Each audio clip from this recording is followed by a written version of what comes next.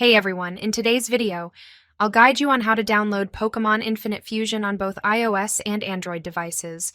I already have it installed on my iPhone, and it's working perfectly. So if you're interested in getting this game on your mobile device, follow along with this tutorial. Let's begin by optimizing your iPhone settings for optimal performance. Open your iPhone settings and navigate to the General tab. Make sure to enable the Background App Refresh option. This allows apps to update their content in the background, keeping you up to date. Choose either the Wi-Fi only option or both Wi-Fi and cellular data, depending on your preference. Next, let's adjust the battery settings. It's important to disable low power mode as it may affect the app's performance. Simply toggle the switch to the off position. Now let's move on to the final step for iPhone users. Open the App Store and ensure that Automatic Downloads is enabled. This ensures that the app will be downloaded automatically as soon as it becomes available.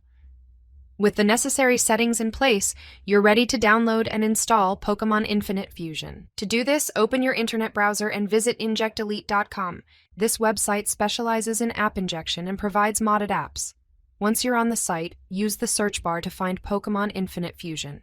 When the app appears in the search results, click on it and then select the Start Injection button. Please note that the injection process may take a few minutes to complete, so I recommend being patient during this time. After the injection process finishes, Pokemon Infinite Fusion should be successfully installed on your iPhone. Now you can enjoy the game on your mobile device.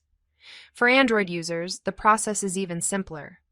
You just need to disable the battery saver option in your settings.